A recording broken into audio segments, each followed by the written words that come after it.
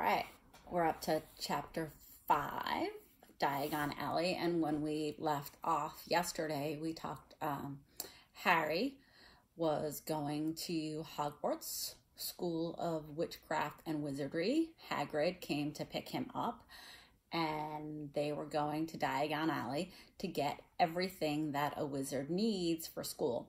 So I know I mentioned some things yesterday, but I'm wondering if you could imagine a street or an alley of shopping that catered specifically to witches and wizards.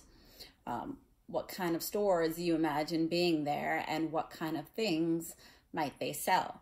I think we definitely had some ideas because we read yesterday about owls and other things.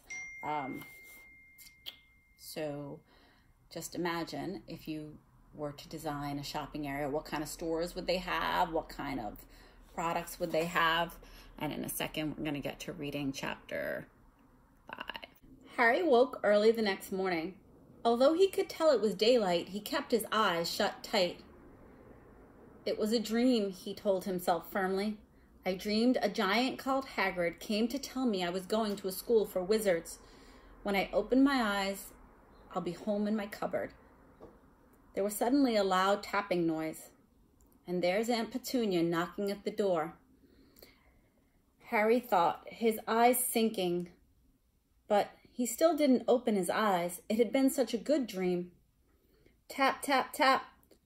All right, Harry mumbled, I'm getting up. He sat, and Hagrid's heavy coat fell off of him. The hut was full of sunlight.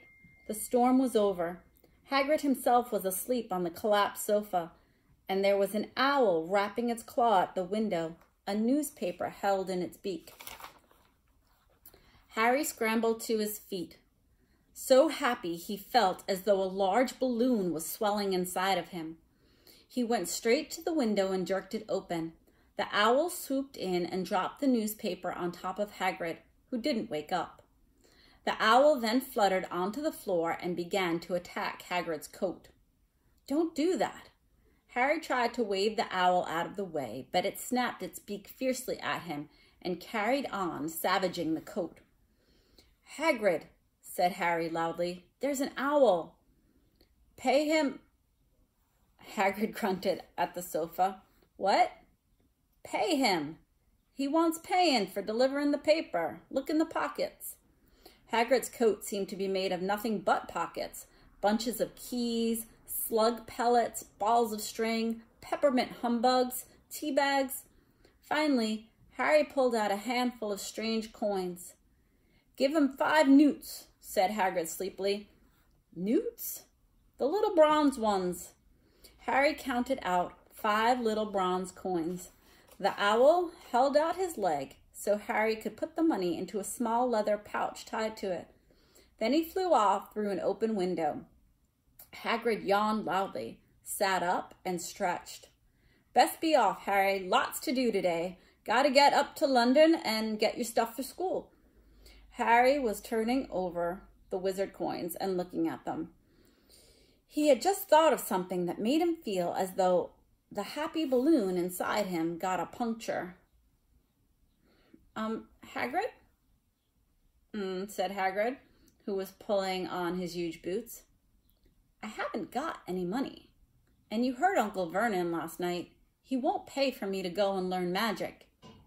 Don't worry about that, said Hagrid, standing up and scratching his head. Do you think your parents didn't leave you anything? But if the house was destroyed, they didn't keep their gold in the house, boy. Nah, first stop for us is Gringotts, Wizard's Bank.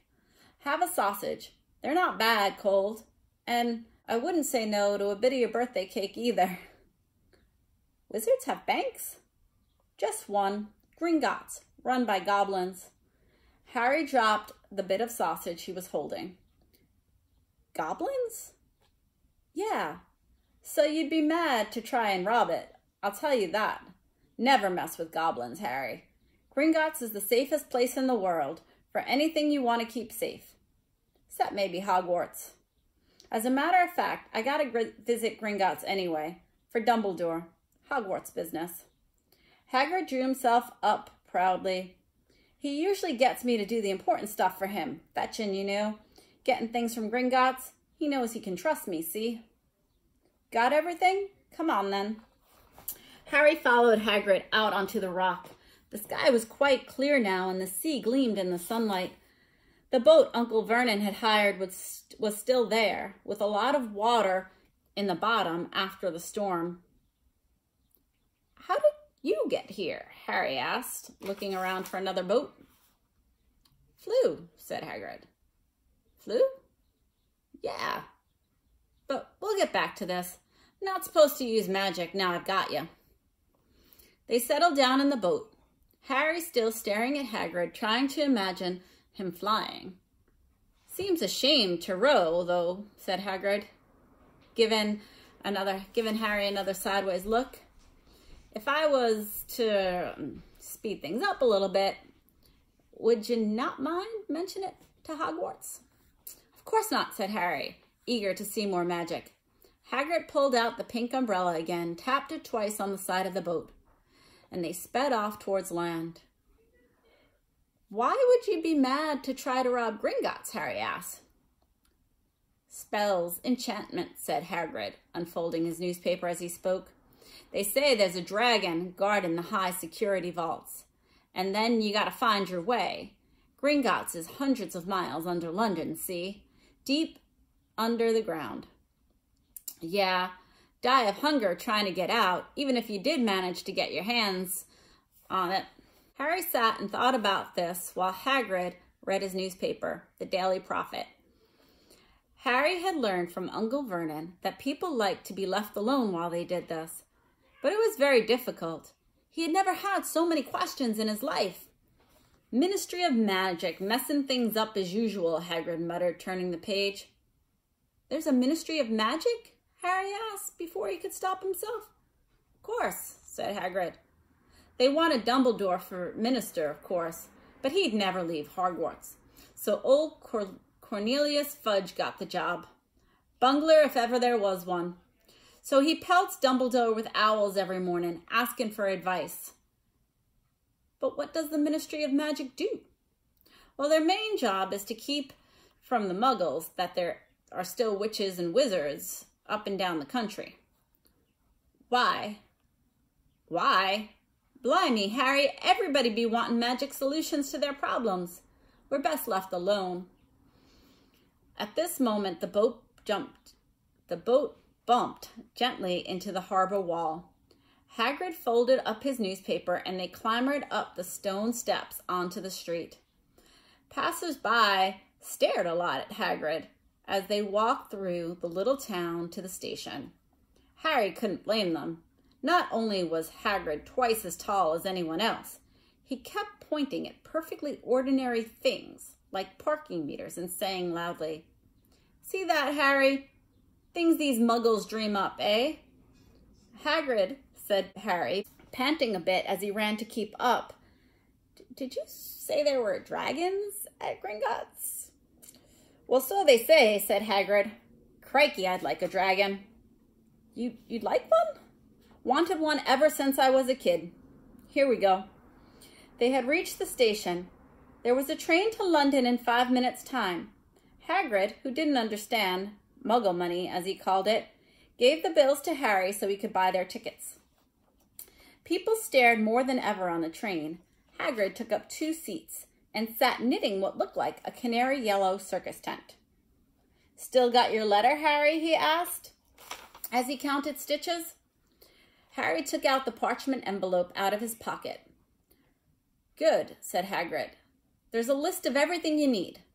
Harry unfolded a second piece of paper he hadn't noticed the night before and read, Hogwarts School of Witchcraft and Wizardry. So now we're going to get to the stuff that Harry needs for school. So think about what you were imagining earlier, all right? And there's a long list. First, there's the uniform. First-year students will require 3 sets of plain work robes, black. 1 plain pointed hat, black, for day wear. 1 pair of protective gloves, dragon hide, or something similar. 1 winter cloak, black, silver fastenings. Please note that all pupils' clothes should carry name tags. So what's similar between Harry's clothes and maybe your uniform clothes or what you wear to school, and what's different? Because I think they're very different. All right, course books. All students should have a copy of each of the following: The Standard Book of Spells, Grade 1 by Miranda Goshwank, A History of Magic by Bathilda Bagshot, Magical Theory by Albert Waffling, A Beginner's Guide to Transfiguration by Emmerich Switch. There's a lot of unknown words here. There's a lot of names. There's a lot of funny titles, right? Not critically important. What's important is to know that this is a list of books by a list of authors that Harry is going to need for school, right? Although the names are interesting. 1,000 Magical Herbs and Fungi by Phillida Spore. Magical Draughts and Potions by Arsenius Jigger. Fantastic Beasts and Where to Find Them by Newt Scammer. Fantastic Beasts and Where to Find Them is another movie and a book. The Dark Forces, A Guide to Self-Protection by Quentin Trimble. So there's a lot of course books that Harry needs. Other equipment. A wand, of course. 1 cauldron, pewter, standard size. 1 set of glass or crystal phials. 1 telescope. 1 set brass scales. Students may also bring an owl or a cat or a toad. Parents, be reminded that first years are not allowed their own broomsticks. So there's a lot of supplies here that are interesting. A cauldron is another, maybe a new word for us, right? A cauldron is a big pot. And if you see movies about witches and wizards, they're usually putting their potions in there and conjuring something up. And we have a set of brass scales. Scales are like weights. So lots of interesting things. It says we can bring an owl, a cat, or a toad, not all 3, and can't yet have our own broomsticks. So it's a lot of rules. All right. Can we buy all this in London? Harry wondered aloud. If you know where to go, said Hagrid. Harry had never been to London before, although Hagrid seemed to know where he was going. He was obviously not used to getting there in any kind of ordinary way. He got stuck in the ticket barrier on the underground and complained loudly that the seats were too small and the trains were too slow. I don't know how muggles manage without magic, he said, as they climbed down the broken escalator that led up to the bustling road lined with shops. Hagrid was so huge that he parted the crowd easily. All Harry had to do was keep close behind him. They passed bookshops and music stores, hamburger restaurants and cinemas, but nowhere that looked as if they could sell you a magic wand. This was just an ordinary street full of ordinary people. Could there really be piles of wizard's gold buried miles beneath them? Were there really shops that sold old spell books and broomsticks? Might this not all be some strange, huge joke that the Dursleys cooked up for him? If Harry hadn't known that the Dursleys had no sense of humor at all, he might have thought so. Yet somehow, even though everything Hagrid had told him was far away unbelievable, Harry couldn't help trusting him. This is it, said Hagrid, coming to a halt. The Leaky Cauldron. It's a famous place. It was a tiny, grubby-looking pub. If Hagrid hadn't pointed it out, Harry wouldn't have even noticed it was there. The people hurrying by didn't glance at it. Their eyes slid from the big bookshop on one side to the record shop on the other, as if they couldn't even see the Leaky Cauldron. In fact, Harry had the most peculiar feeling that only he and Hagrid could see it. Before he could mention this, Hagrid had steered him inside. For a famous place, it was very dark and shabby. A few old women were sitting in the corner drinking tiny glasses of sherry. One of them was smoking a long pipe. A little man in a top hat was talking to the old bartender, who was quite bald and looked like a toothless walnut. The low buzz of chatter stopped when they walked in. Everyone seemed to know Hagrid. They waved and they smiled at him, and the bartender reached for a glass, saying, "The usual, Hagrid?" "Can't, Tom. I'm on Hogwarts business," said Hagrid, clapping his great hand on Harry's shoulder and making Harry's knees buckle.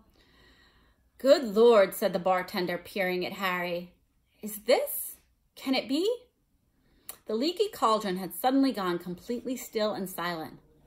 "Bless my soul," whispered the bartender. "Harry Potter, what an honor."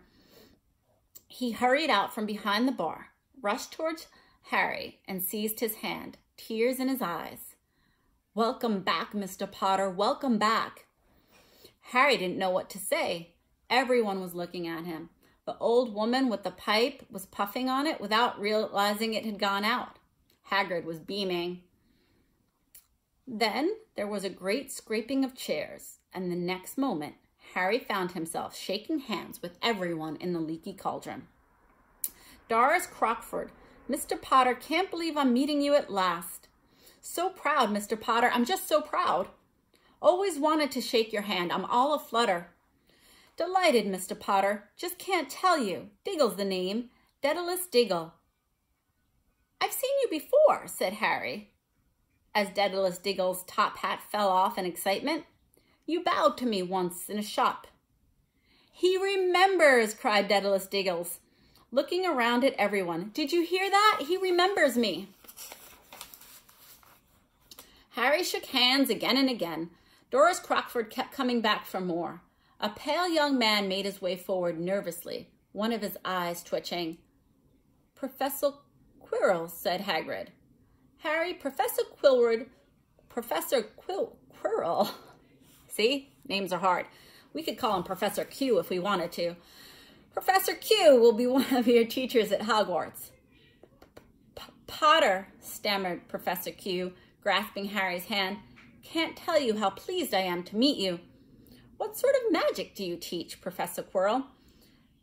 Defense against the dark arts," muttered Professor Quirrell, as though he'd rather not think about it. Not that you need it, Potter," he laughed nervously. "You'll be getting all of your equipment, I suppose." I've got to go. I've got to pick up a new book on vampires myself." He looked terrified at the very thought. He was clearly very nervous. But the others wouldn't let Professor Quirrell keep Harry to himself.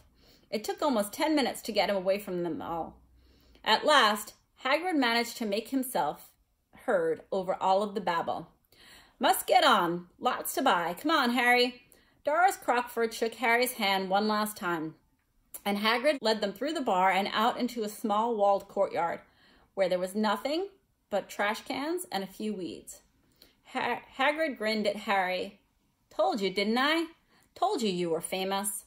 Even Professor Quirrell was trembling to meet you. He couldn't even speak, although he's usually trembling." "Is he always that nervous?" "Oh, yeah. Poor bloke, brilliant mind. He was fine while he was studying out of books, but then he took a year off to get some first-hand experience. They say he met vampires in the Black Forest, and there was a nasty bit of trouble with a hag. Never been the same since. Scared of students, scared of his own subject. Now where's me umbrella? Vampires? Hags?" Harry's head was swimming. Hagrid, meanwhile, was counting all the bricks in the wall above a trash can. 3 up, 2 across," he muttered. "All right, stand back, Harry." He tapped the wall 3 times with the point of his umbrella. The brick he had touched quivered. It wriggled, and in the middle a small hole appeared. It grew wider and wider. A second later, they were facing an archway large enough for even Hagrid to fit into. An archway onto a cobbled street that twisted and turned out of sight. "Welcome," said Hagrid, "to Diagon Alley." He grinned at Harry's amazement. They stepped through the archway. Harry looked quickly over his shoulder and saw that the archway shrank instantly back into a solid wall. The sun shone brightly on a stack of cauldrons outside the nearest shop. Cauldrons, all sizes, copper, brass, pewter, silver, self-stirring, collapsible. There were signs hanging all over. "You'll be needing one of these," said Hagrid, "but we gotta get your money first."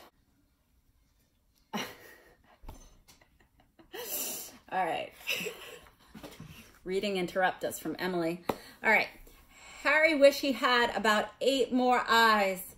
He turned his head in every direction as they walked up the street, trying to look at everything at once. The shops, the things outside them, the people doing the shopping. A plump woman outside the apothecary was shaking her head as they passed, saying, "Dragon liver, 16 sickles an ounce." They're mad. So when I'm reading, I know I've been stopping at some points, but you can stop too, and you can talk about words. You can talk about words like apothecary. What is an apothecary? Something to look into if you don't already know. All right. A low, soft hooting came from a dark shop with a sign saying, "Aelop's Owl Emporium, Tawny, Screech, Barn, Brown, and Snowy." Several boys about Harry's age had their noses pressed against the window with broomsticks in it. "Look," Harry heard one of them say, "the new Nimbus 2000, fastest ever." There were shops selling robes, shops selling telescopes, and strange silver instruments Harry had never seen before. Windows stacked with barrels of bat spleens and eel's eyes, tottering piles of spell books, quills, and rolls of parchment, potion bottles, globes, maps of the moon. "Gringotts," said Hagrid. They had reached the snowy white building that towered over the other little shops. Standing beside its burnished bronze doors, wearing a uniform of scarlet and gold, was... "Yep, that's a goblin," said Hagrid quietly as they walked up to the white steps towards him. The goblin was about a head shorter than Harry. He had a swarthy, clever face, a pointed beard, and Harry noticed very long fingers and feet. He bowed as they walked inside. Now they were facing a second pair of doors, silver this time, with words engraved upon them. "Enter, stranger, but take heed of what awaits the sin of greed. For those who take but do not earn must pay most dearly in their turn. So if you seek beneath our floors a treasure that was never yours, thief, you have been warned, beware of finding more than treasure there." It's a little scary warning about robbing the bank. All right. "Like I said, you'd be mad to try and rob it," said Hagrid. A pair of goblins bowed to them in the silver doors, and they opened the silver doors, and they were in a vast marble hall. About 100 more goblins were sitting on high stools behind a long counter, scribbling in large ledgers, weighing coins and brass scales, examining precious stones through eyeglasses. There were too many doors to count leading off the hall, and yet more goblins were showing people in and out of the doors. Hagrid and Harry made for the counter. So I'm imagining in my head right now, because we've been to Diagon Alley, not the real one, but the one in Universal. And Gringotts Bank is a ride there. And pretty much when you walk in, it looks exactly like they're describing in the book. And they have animatronic trolls and the whole thing. It's very cool. Very cool. "Morning," said Hagrid to a free goblin. "We've come to take some money out of Mr. Potter's safe. You have his keys, sir?" "Got it somewhere," said Hagrid as he started emptying his pockets onto the counter, scattering a handful of moldy dog biscuits over the goblin's book of numbers. The goblin wrinkled his nose. Harry watched the goblin on their right, weighing a pile of rubies as big as glowing coals. "Got it," said Hagrid, at last, holding up a tiny key. The goblin looked at it closely. "That seems to be in order. And I've also got a letter here from Professor Dumbledore," said Hagrid importantly, throwing out his chest. "It's about the you-know-what in Vault 713. The goblin read the letter very carefully. "Very well," he said, handing it back to Hagrid. "I will have someone take you down to both vaults. Griphook!" Griphook was yet another goblin. Once Hagrid had crammed all the dog biscuits back inside his pockets, he and Harry followed Griphook towards one of the other doors leading down the hall. "What's the you-know-what in Vault 713? Harry asked. "Can't tell you that," said Hagrid mysteriously. "Very secret. Hogwarts business. Dumbledore trusted me. More my job's worth to tell you that." Griphook held the door open for them. Harry, who had expected more marble, was surprised.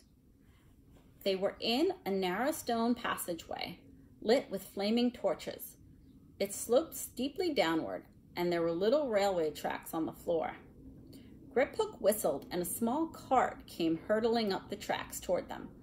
They climbed in, Hagrid with some difficulty, and then they were off. At first, they just hurtled through a maze of twisting passages. Harry tried to remember left, right, left, middle fork, right, left, but it was impossible. The rattling of the cart seemed to know its own way because Griphook wasn't steering. Harry's eyes stung as the cold air rushed past them, but he kept them wide open. Once, he thought he saw a burst of fire at the end of a passage and twisted around to see if it was a dragon. But too late, they plunged even deeper, passing an underground lake where huge stalactites and stalagmites grew from the ceiling and the floor. It's funny because we were just talking about this the other day. I couldn't remember the words for them, but we were talking about being a cave and the things that kind of grow on a cave. If you ever have an opportunity to visit one. So stalactites and stalagmites grew from the ceiling and the floor. They're kind of like these drippy things that make like kind of mountains in a cave. I don't know how to describe them so well. They actually, I think, they remind me anyway of like your uvula, which is that thing that hangs in the back of your throat. Look like that, kind of hanging from a cave. That's my personal connection. I never know. Harry called to Hagrid over the noise of the cart. "I never know what's the difference between a stalagmite and a stalactite." "Stalagmite's got an M in it," said Hagrid. "And don't ask me questions. Just know, I think I'm going to be sick." He did look very green, and when the cart stopped at last beside the small door in the passage, Hagrid got out and had to lean against the wall to stop his knees from trembling. Griphook unlocked the door. A lot of green smoke came billowing out as it cleared. Harry gasped.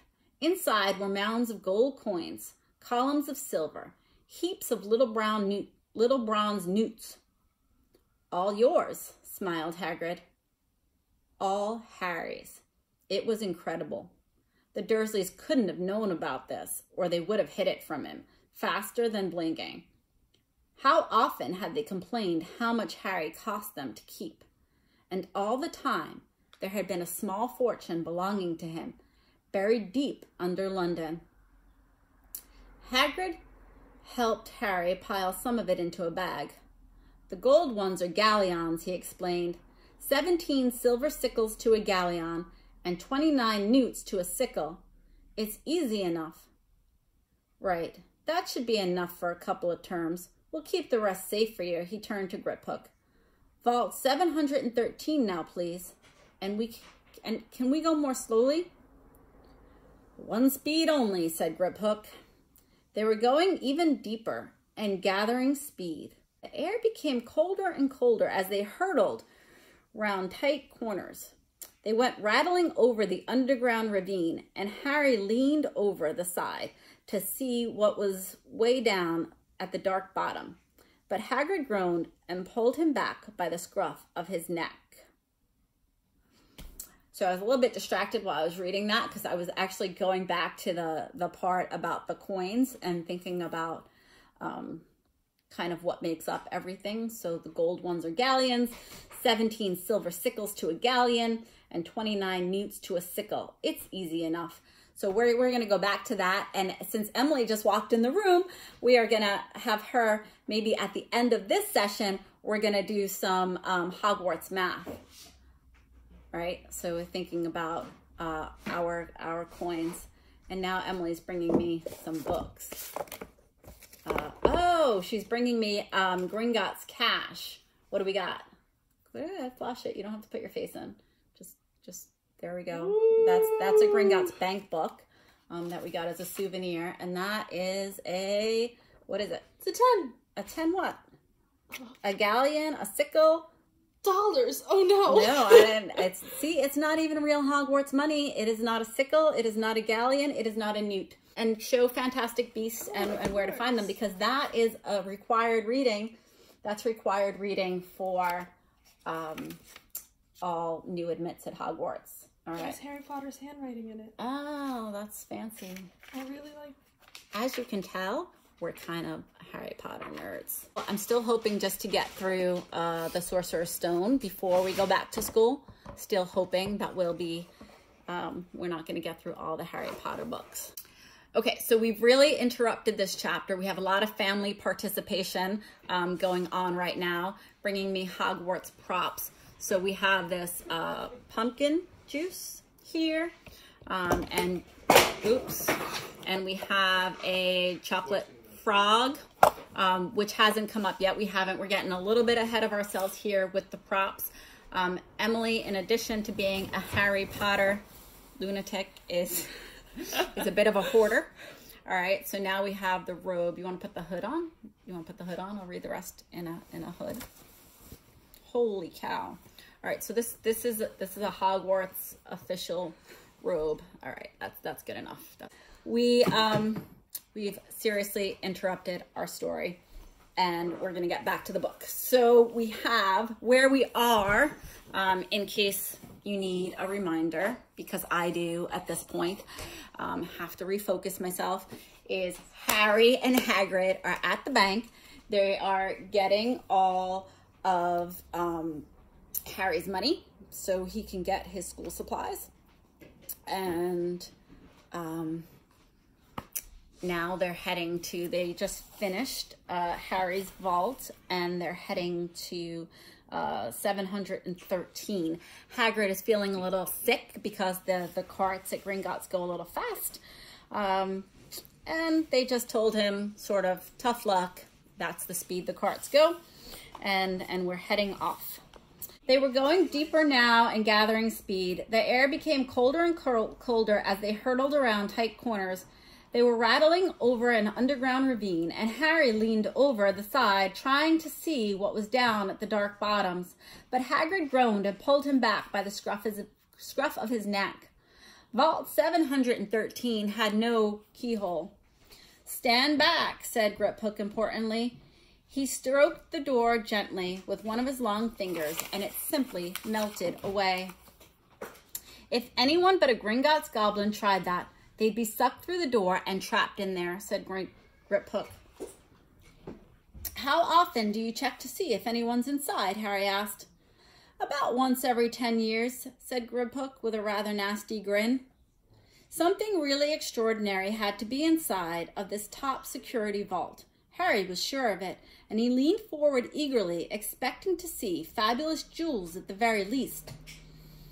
But at first he thought it was empty. Then he noticed a grubby little package wrapped up in a brown paper bag lying on the floor. Hagrid picked it up and tucked it deep inside his coat.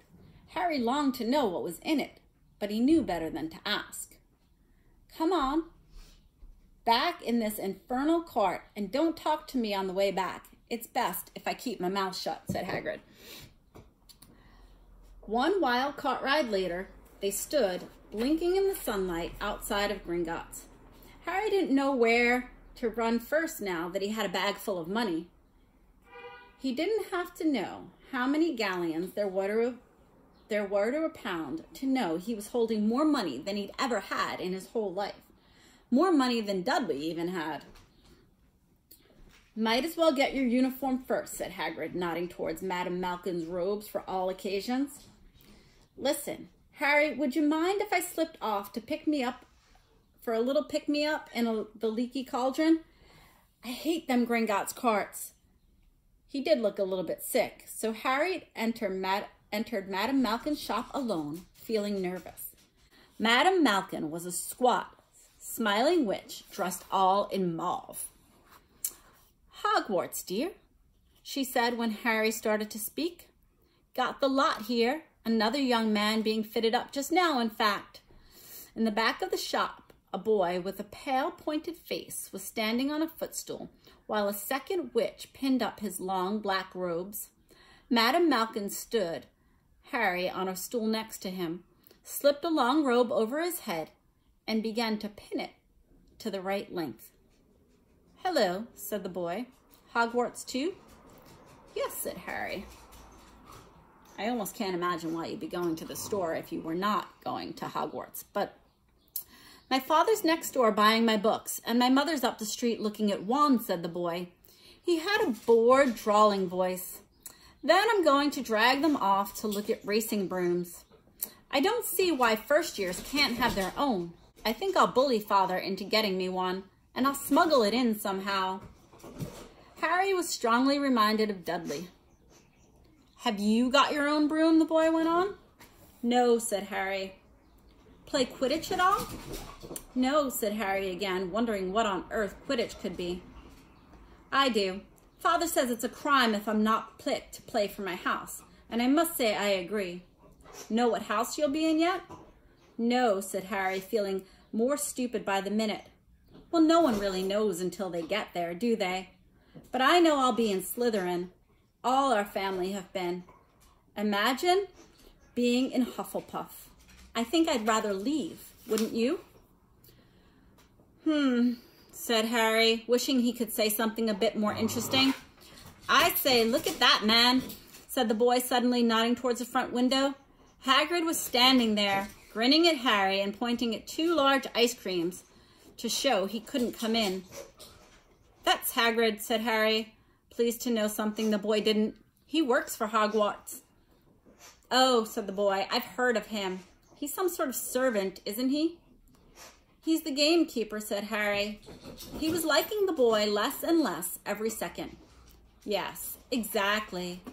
I heard he's sort of savage, lives in a hut under the school grounds, and every now and then he gets drunk and tries to do magic and ends up setting fire to his bed.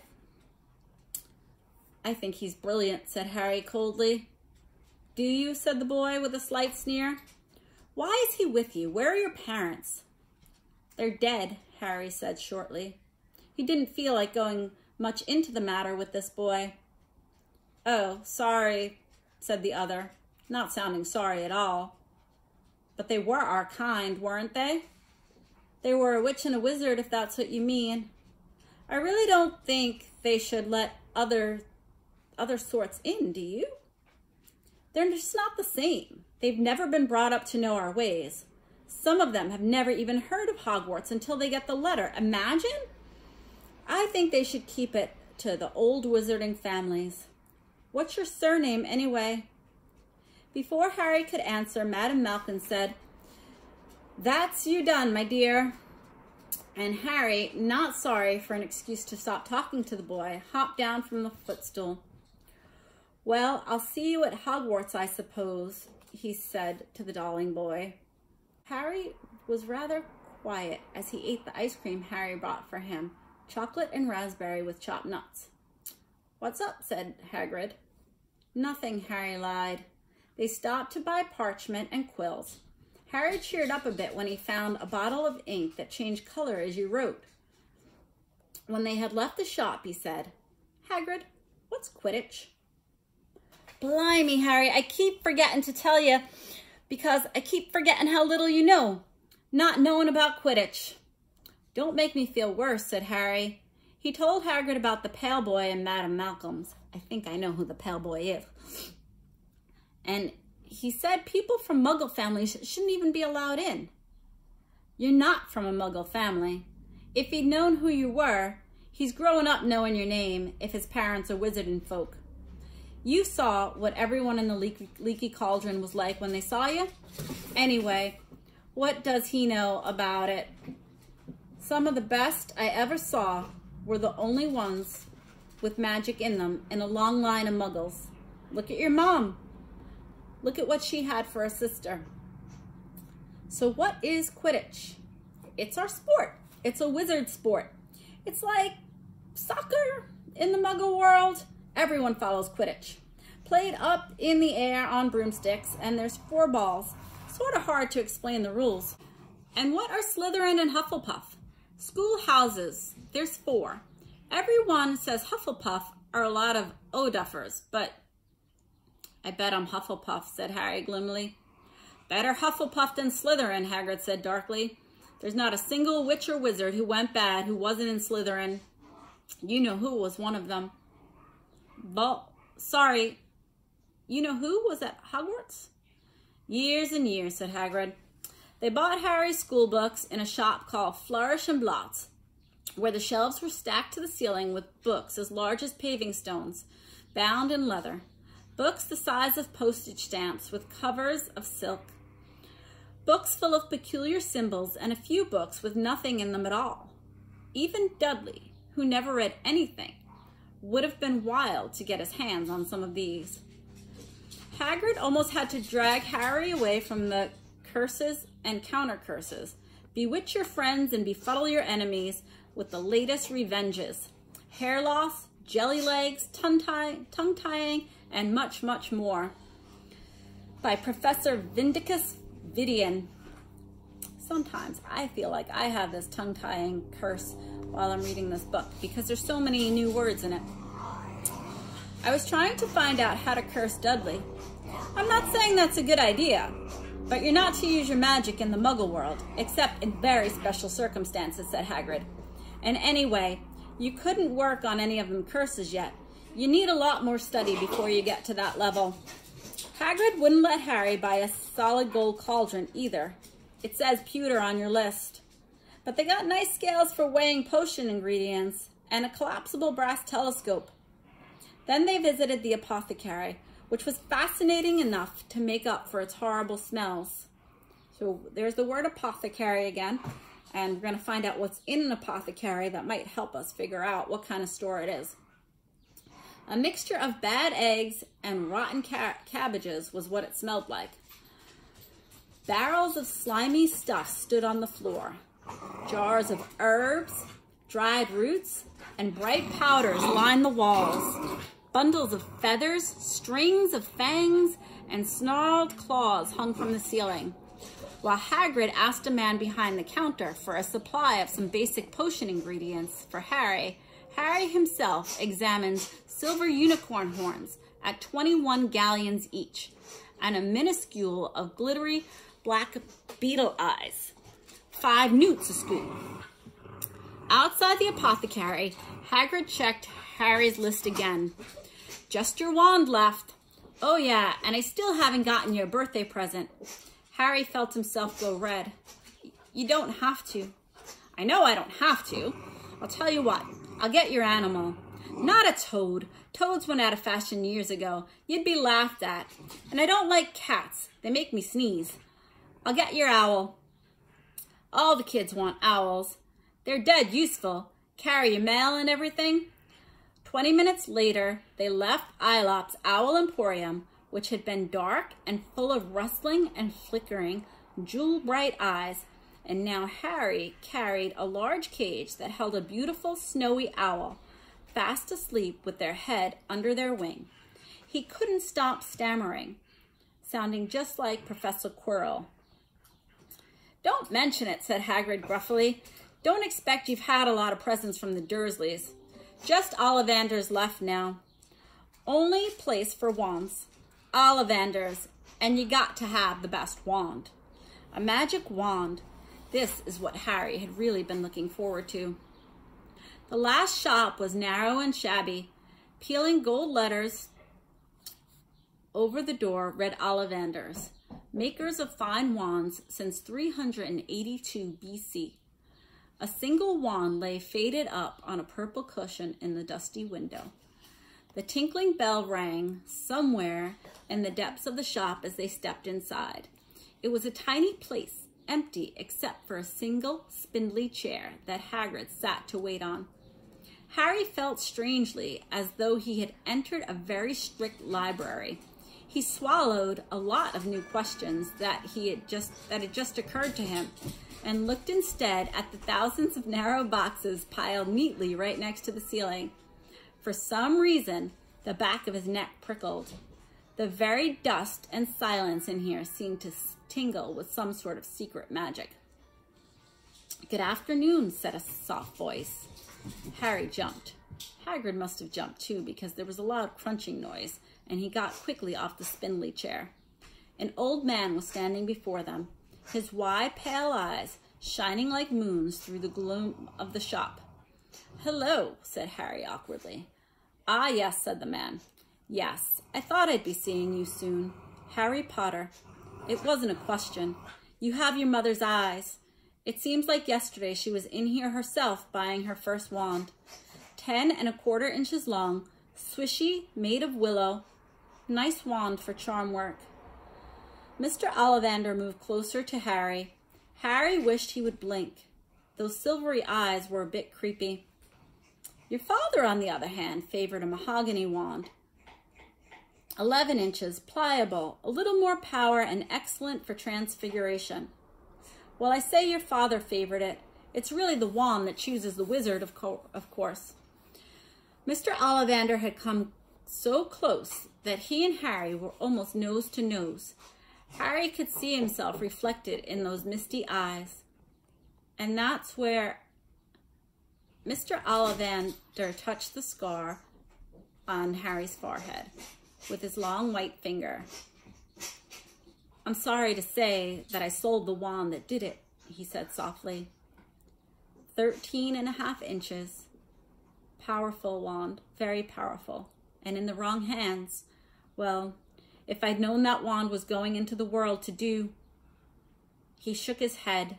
To Harry's relief, spotted Hagrid. Rubius Hagrid, nice to see you again. Oak, 16 inches, rather bendy, wasn't it?" "It was, sir, yes," said Hagrid. "Good wand, that one. But I suppose they snapped it in half when you got expelled," said Mr. Ollivander, suddenly stern. Yes, they did," said Hagrid, shuffling his feet. "I've still got the pieces, though." "But you don't use them," Mr. Ollivander said sharply. "Oh, no, sir," Hagrid said quickly. Harry noticed that he gripped his pink umbrella very tightly as he spoke. Oh, so that seems a little shady to me. Got this pink umbrella, got these pieces of wands. We know Hagrid's doing a little bit of magic. Said Mr. Ollivander, giving Hagrid a piercing look. "Well now, Mr. Potter, let me see." He pulled out a long tape measure with silver markings out of his pocket. "Which is your wand arm?" Well, I'm right-handed," said Harry. "Hold out your arm, that's it." He measured Harry from shoulder to finger, then wrist to elbow, shoulder to floor, knee to armpit, and round his head. As he measured, he said, "Every Ollivander wand has a core of powerful magical substance, Mr. Potter. We use unicorn hairs, phoenix tail feathers, and heartstrings of dragons. No two Ollivander wands are the same, just as no two unicorns, dragons, or phoenixes are quite the same. And of course, you will never have such good results with another wizard's wand." Harry suddenly realized that the tape measure, which was measuring between his nostrils, was doing this all on its own right now. Mr. Ollivander was flitting around the shelves, taking down boxes. "That will do," he said, and the tape measure crumpled into the heap on the floor. "Right then, Mr. Potter. Try this one. Beechwood and dragon heartstrings. 9 inches, nice and flexible. Just take it and give it a wave." Harry took the wand and, feeling foolish, waved it around a bit, but Mr. Ollivander snatched it out of his hand almost at once. Maple and phoenix feather, 7 inches, quite whippy. Try this one. Harry tried, but he hardly raised the wand when it too was snatched back by Mr. Ollivander. No, no. Here, ebony and unicorn hair, 8.5 inches, springy. Go on and try it. Harry tried and he tried. He had no idea what Mr. Ollivander was waiting for. The pile of tried wands was mounting up higher and higher on the spindly chair. But the more wands Mr. Ollivander pulled from the shelves, the happier he seemed to become. Tricky customer, eh? Not to worry, we'll find the perfect match somewhere here. I wonder now. Yes, why not? It's an unusual combination. Holly and phoenix feather, 11 inches, nice and supple. Harry took the wand. He felt a sudden warmth in his fingers.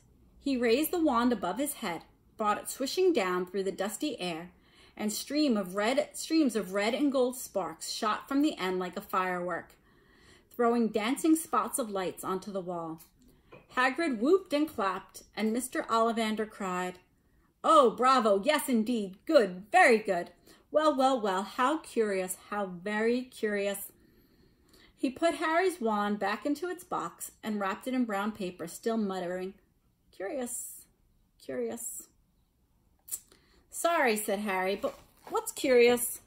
Mr. Ollivander fixed Harry's pale stare. "I remember every wand I've ever sold, Mr. Potter, every single wand. It so happens that the phoenix whose tail feather is in your wand gave another feather, just one other. It is very curious indeed that you should be destined for this wand when its brother gave you that scar." Harry swallowed. "Yes, 13.5 inches, you. Curious indeed how these things happen. The wand chooses the wizard, remember. I think we must expect great things from you, Mr. Potter. After all, he who must not be named did great things. Terrible, yes, but great." Harry shivered. He wasn't sure he liked Mr. Ollivander too much. He paid 7 gold galleons for his wand, and Mr. Ollivander bowed to them from a shop. The late afternoon sun hung low as Harry and Hagrid made their way back down Diagon Alley and back through the wall. I've got to bring my owl into the picture here because otherwise he wants to eat everything. All right. The late afternoon sun hung low in the sky as Harry and Hagrid made their way back to down Diagon Alley, back through the wall, back through the leaky cauldron, now empty. Hagrid didn't speak at all as they walked down the road. He didn't even notice how much people were gawking at them on the underground, laden as they were with all their funny-shaped packages, with a snowy owl asleep in its cage on his lap. Up another escalator out into Paddington Station. Harry only realized where they were when Hagrid tapped him on the shoulder. "Got time for a bite to eat before your train leaves," he said. He bought Harry a hamburger and they sat down in the plastic seats to eat them. Harry kept looking around. Everything looked so strange somehow. "You all right?" said Harry. "You're very, very quiet," said Hagrid. Harry wasn't sure he could explain. He had just had the best birthday of his life, and yet he chewed his hamburger trying to find the words. "Everyone thinks I'm special," he said at last. "All those people in the leaky cauldron, Professor Quirrell, Mr. Ollivander, but I don't know anything about magic at all. How can they expect great things? I'm famous and I can't even remember what I'm famous for. I don't know what happened when, sorry, I mean the night my parents died." Hagrid leaned across the table. Behind the wild beard and eyebrows, he wore a very kind smile. "Don't you worry, Harry. You'll learn fast enough. Everyone starts at the beginning at Hogwarts. You'll be just fine. Just be yourself. I know it's hard. You've been singled out, and that's always hard. But you'll have a great time at Hogwarts. I did, and I still do, as a matter of fact." Hagrid helped Harry on the train that would take him back to the Dursleys. Then he handed him an envelope. "Your ticket for Hogwarts," he said. "1st of September, King's Cross. It's all on your ticket." Any problems with the Dursleys? Send me a letter with your owl. She'll know where to find me. See you soon, Harry. The train pulled out of the station. Harry wanted to watch Hagrid until he was out of sight. He rose to his seat and pressed his nose against the window and blinked, and Hagrid was gone. So I'm a little stressed right now, truthfully, because we were in the chapter and Harry's getting everything that he wanted. He's getting his owl and his wand, and he's going to Hogwarts, and we think he's getting away from the Dursleys. And now I just found out, I'm not really sure what month it is. I think I remember them saying that it's summer. But now he can't go to Hogwarts till September 1st. So we have a bit of time, and I wonder how he's going to do at the Dursleys. So I guess we're going to get to that part tomorrow.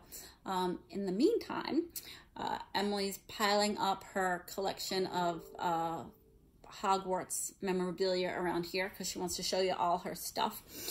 And we're going to have her do some math stuff. And we're going to think about what's going to happen next. What's going to happen during this time when Harry is with the Dursleys and not yet at school, but they know he's a magician. They know he has this power. He has all this stuff he's got to figure out.